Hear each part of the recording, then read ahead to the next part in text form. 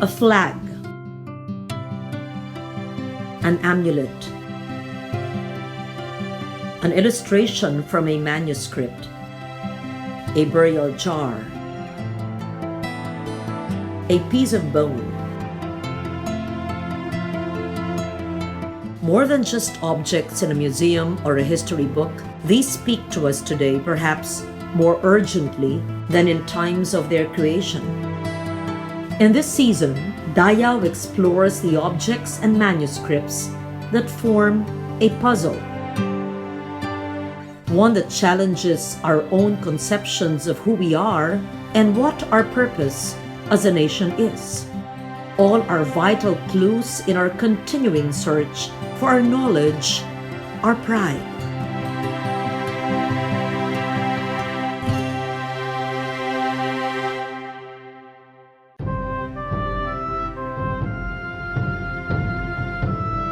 In 2021, the world celebrates the circumnavigation of the world by Ferdinand Magellan. In the Philippines, the celebration has prompted a look back at our pre-colonial heritage. In December 2019, the National Historical Commission mounted a mammoth production entitled Mangayaw, the World of Our Ancestors.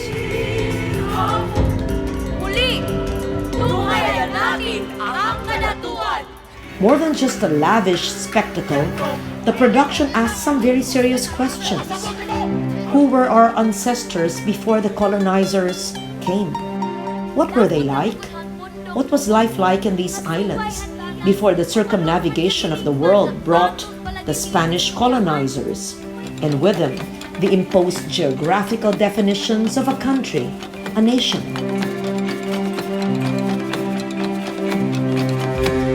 When we think of symbols of nation, we look to our flag, our constitution, our heroes. Rightly so, as these symbols evolved when the idea of the Philippines as one country came about.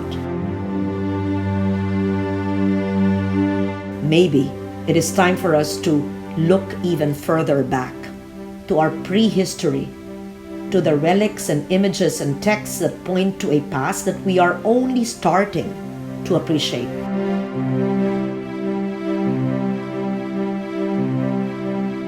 In these last two episodes of Season 9 of Dayaw, we do just that.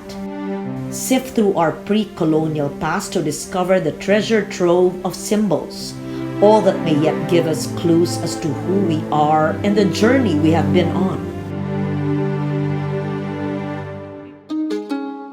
In 2019, a startling archaeological discovery was announced by Archaeologist Armand Mijares of the University of the Philippines.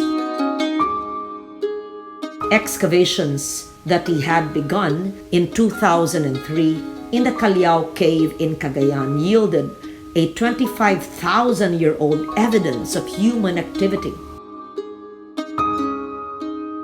He would have left it at that if not for an important discovery made in the Indonesian island of Flores. This was Homo Luzonensis, a small archaic form of hominin that dated back 50,000 years ago. A hominin is an archaic form of human antedating Homo sapiens. The discovery of the Indonesian hominid excited Mijares, and he returned to the Callao caves in 2007 to continue the excavations. We were able to present to the world a new species of Homo. No? So it was called Homo Luzonensis. No?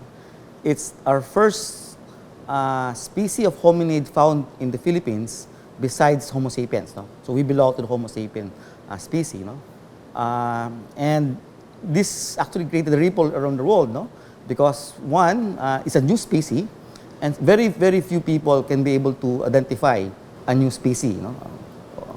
And we have the opportunity to do that. No?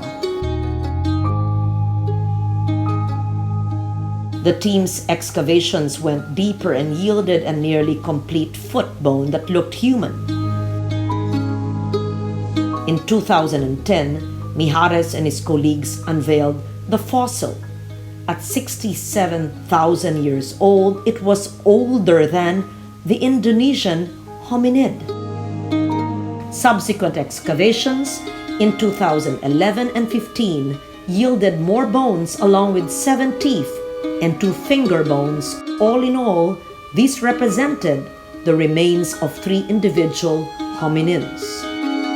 It also highlights our region, Southeast Asia, because now we don't just have 2 species. Before it was very simple, no? You have Homo erectus in Indonesia and Homo sapiens in the Philippines, like the Tabon man, no? But now it's more complicated than that, no?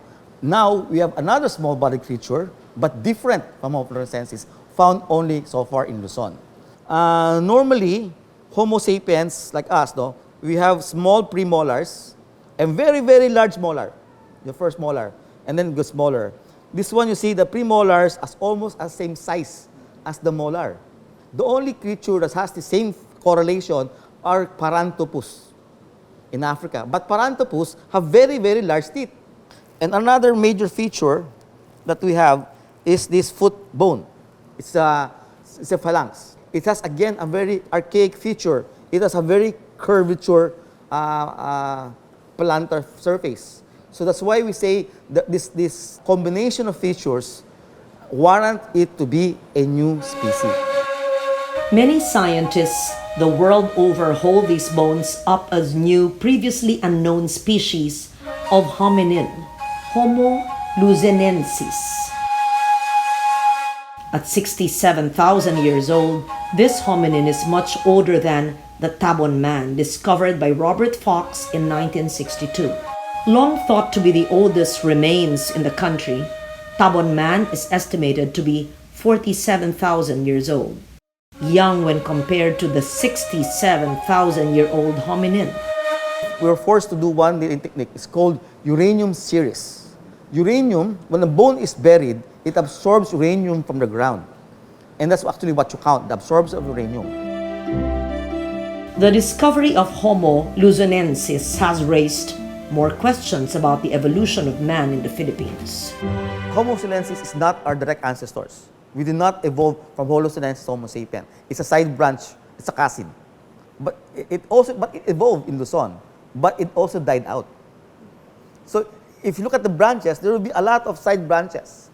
And that's what's peculiar right now with Southeast Asia, particularly the islands, is now the focus of the debate, because the islands are creating more species. I cannot say that Homo Luzonensis is our ancestor, but it just shows that there are a lot of things we don't know in the Philippines. No? We're developing new technology, yet we have very little knowledge of our past.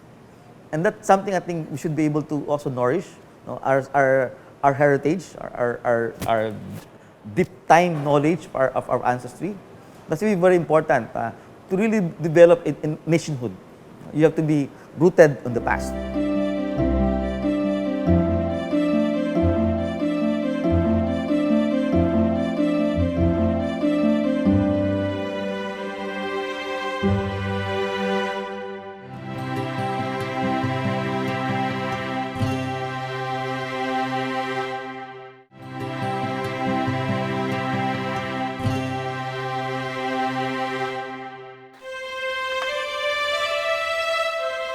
Another recent archaeological discovery, even older than Homo Luzonensis, prompts important questions.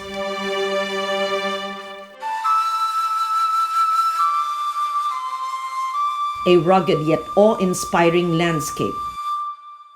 Mountain ranges, valleys, and jungles that the inhabitants of this land have cultivated and fought for. The landscape of Kalinga is both beautiful and daunting. Here in Kalinga, in the area of Rizal, in 2014, archaeologists unearthed the remains of a rhinoceros. Similar remains had been discovered in the past in the Cagayan Valley, but this was different. Another scientific study, the bones were revealed to be an astounding 709,000 years old. older than the Homo Luzonensis remains discovered in the Dayaw cave. The rhinoceros bones also revealed cut marks, meaning that this huge animal had been butchered.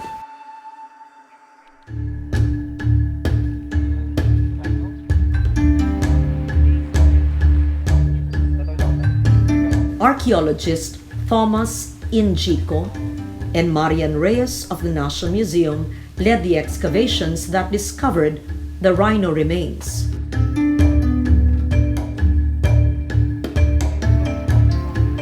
Here, together with researcher Mylene Lissing, they talk about the discovery and the far-reaching implications of human evolution in the Philippines. This site has been of interest to archaeologists and other specialists since the 1930s.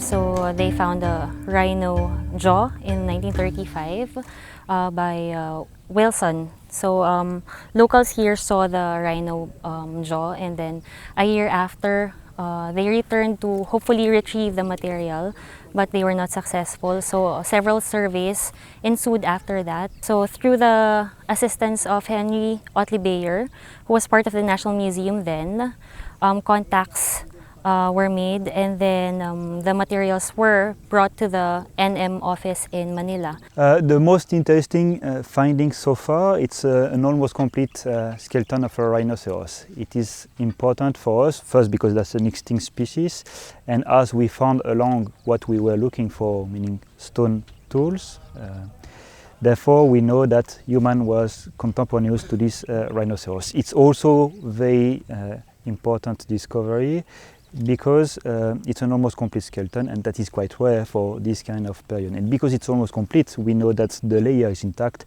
It didn't move as soon as the rhino has been buried there. Also interesting are all the marks we found on the surface of the bones. These are butchery marks, you have chopping marks, cutting marks, and clearly this proves that those hominids were butchering the rhino. And this rhino has been directly dated to 700,000 years, and this is a huge jump in the back, in the past, compared to what was known before for the prehistory of the Philippines. We didn't find any human remains here so far, but if you look at what is known by the same time elsewhere in Southeast Asia, you can expect clearly a different species from our own. Our own species is Homo sapiens, and 700,000 years ago in Indonesia, in China, and in Flores Island, you have other species like Homo erectus, or Homo floresiensis, that are living there, and maybe these are some of the species we could find in here. How did these humans arrive here?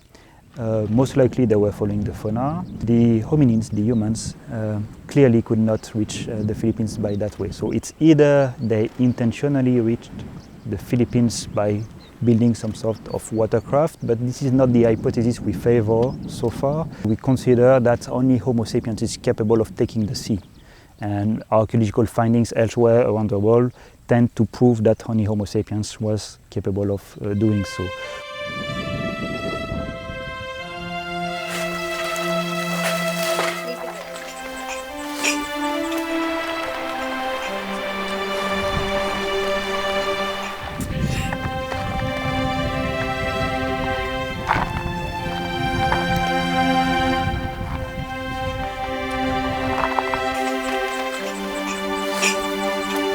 Finding a rhino was interesting by itself, but we already knew just by finding on the surface that this was old.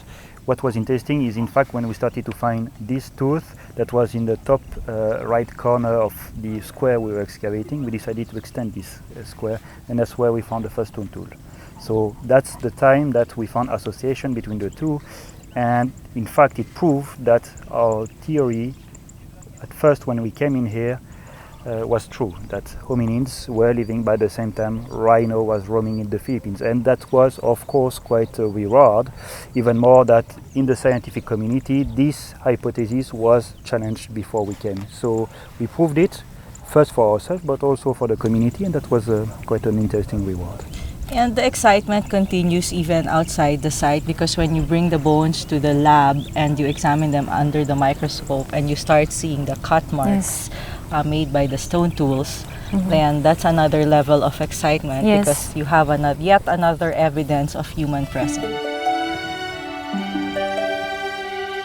The recent archaeological discoveries have put the Philippines in the forefront of the studies on human evolution. I hope many aspects of our culture and history will also contribute to the international scientific community's discussions.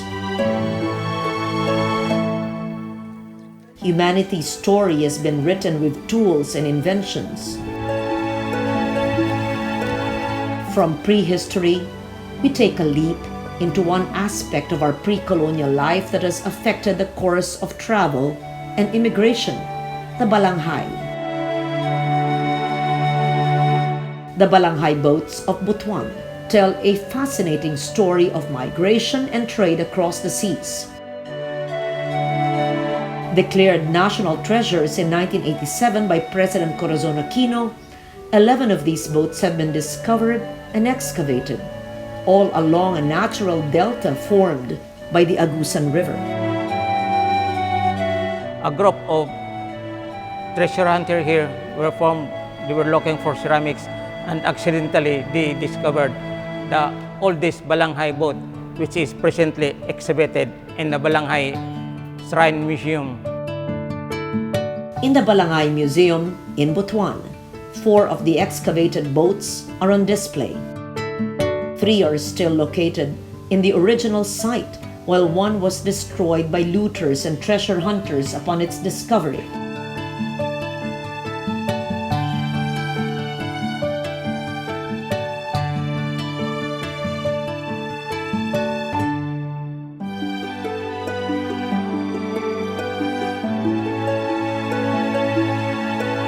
A deep understanding of the movement of waters and currents was crucial to building these balangai. It is a knowledge that has not become outmoded, but honed to perfection by native boat builders through the centuries.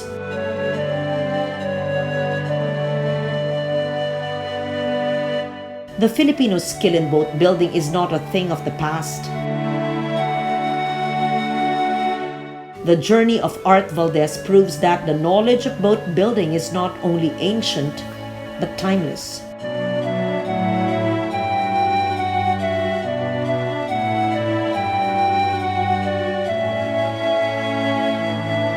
This is a replica of an ancient boat, and it simply symbolizes the thousands of years relationship that we have with the countries around Southeast Asia and the Middle Kingdom, which is China.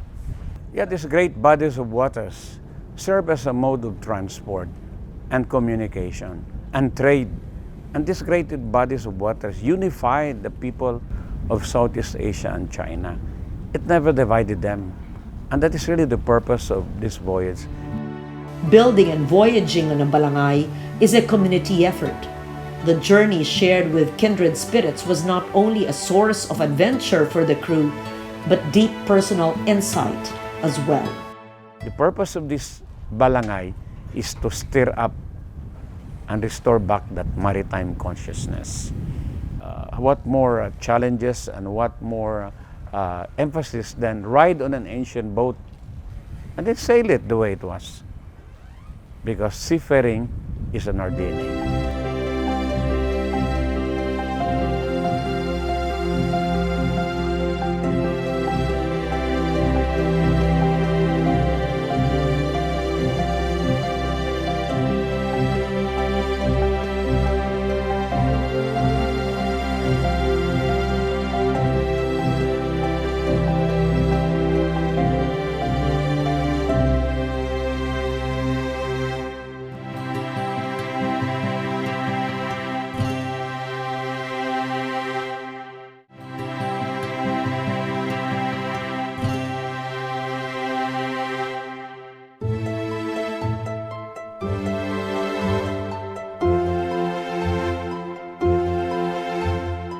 We began the episode with the discovery of a hominin.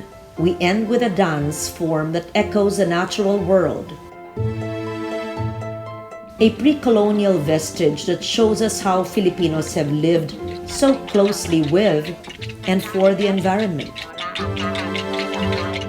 How we've gently flowed with nature, allowing it to shape our lives and our responses to the challenges of survival and our artistic expression. One that has been studied, preserved, and taught by Ramon Magsaysay awardee Ligaya Amilbangsa. In 1969, I attended a big wedding in Holosulu, and I saw this lady, this young woman, dancing Pangalai. I was really surprised because the way she danced, what we call Pangalai in Manila, is so different. It's so sinuous. What is this? Very elegant. When I was invited to teach at the Sulu College of Technology and Oceanography in 1972, I was able to study Pangalai talagang in-depth. I said, I have to learn this dance. Because I told my husband, in 50 years, if I don't learn this dance and document it, it will be lost. 10 years of studying it so that I can learn it. How do you call that? Proprioception. So that it can be memorized by my muscles. So I can perform it well enough that I can teach it.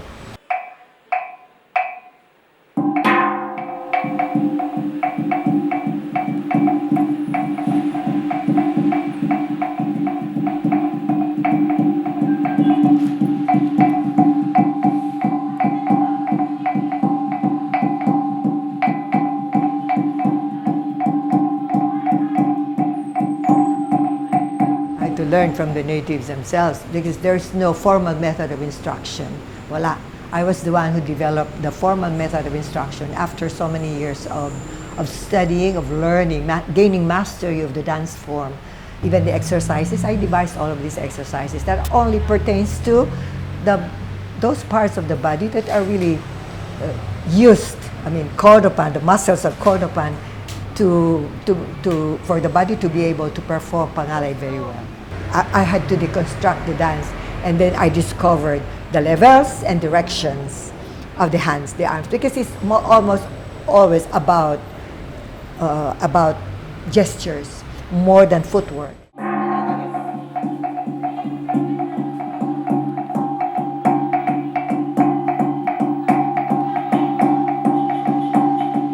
I can safely say today that it takes about 3 years to produce a good enough dancer, because then you master the exercises and then the basic postures and gestures of the Pangalai.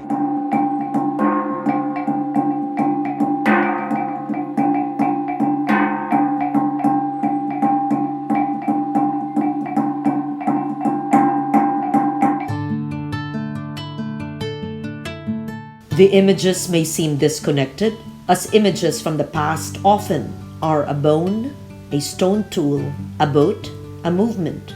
But it only takes our own imagination to piece together the invisible connections to try and write a personal meaning into these fragments of the past. We are an ancient race. We have created a wealth of indigenous technology. We were once so integrated with the natural world that all self-expression drew from our experience of nature. And this is only the beginning of the discovery. In the next and final episode of Dayaw Season 9, we will continue our exploration of the pre-colonial.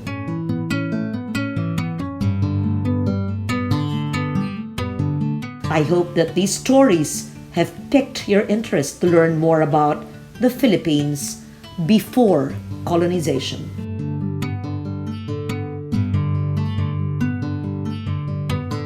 This is LOREN Legarda, and I believe that our pre-colonial past is the truest and purest source of Dayaw, our knowledge, our pride.